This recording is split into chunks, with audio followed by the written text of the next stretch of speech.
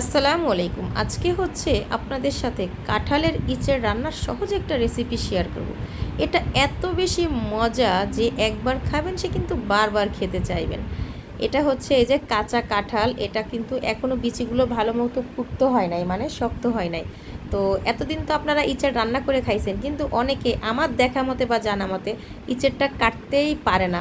হয়তো বা এক এক দেশের এক এক রকম, কিন্তু আমাদের খুলনা অঞ্চলে দেখেন কিভাবে ইচের কাটে। এই ইচের কাটাটাকে আমি ডিটেলসে আপনাদের সাথে শেয়ার করলাম, কারণ আমি কখনো নিজে এভাবে ইচের রান্না করতে পারি না দেখে রান্না করি না। আমার আম্মু চাচিরা মিলে করে, যে আমার ছোটো কাকি এখানে ইচের কেটে দিচ্ছে, আজকে আম্মু হচ্ছে ইচের রান্না করবে।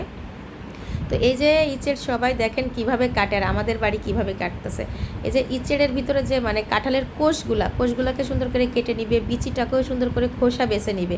সাথে হচ্ছে এই যে চিকন চিকন যে আঁশগুলা, এটাকে কিন্তু অনেকে রান্না করে। তো এটা কিন্তু আমাদের ভাষ্য মতে, মানে আমরা যেটাকে বলি, এটাকে হচ্ছে কিন্তু রান্না করার পরে সেদ্ধ হয় না, শক্ত থাকে, তবে এটাই সত্য। আর আমার কাকি যেভাবে কেটে আপনাদেরকে দেখাচ্ছে, এভাবে যদি ইচের রান্না করেন বারবার খেতে চাইবেন, আর এবং এটা একেবারে তরকারির সাথে মিশে যায়। আর সত্যি বলতে এটা মাংসকেও হার মানায়। এই তরকারিটা এত বেশি টেস্টি এবং এত বেশি মজাদার। সাথে হচ্ছে দেখেন এই যে এঁচড়ের খোসার যে গায়ের অংশটা, এটাও কত সুন্দর করে ছিলে নিয়ে নিচ্ছে। তো আসলে এইভাবে যদি ইঁচেড় কেটে সুন্দর করে রান্না করা যায়, তাহলে কিন্তু অন্য যে কোনো তরকারি ফেলে আপনারা এটা দিয়ে খাবার খাবেন। এটা এত বেশি মজা এবং এত বেশি ভালো।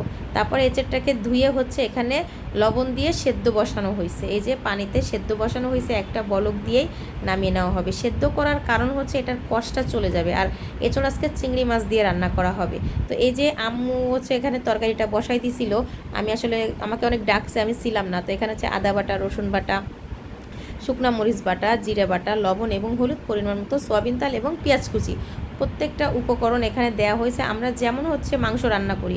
আমি আন্তরিকভাবে দুঃখিত যে ডিটেলস ভিডিওটা আপনাদের সাথে শেয়ার করতে পারি নাই। আসলে আম্মু আমাকে অনেক ডাকছে, আমি ভিতরে রুমে ছিলাম, এই জন্য শুনতে পারি নাই।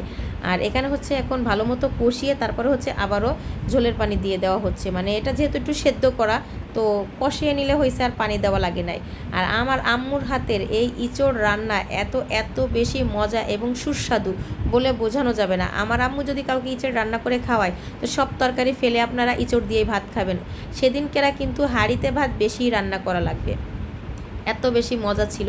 আমি খেয়েও আসছিলাম, সাথে ঢাকায়ও আমার সঙ্গে করে একটু তরকারি নিয়ে আসছিলাম খাওয়ার জন্য।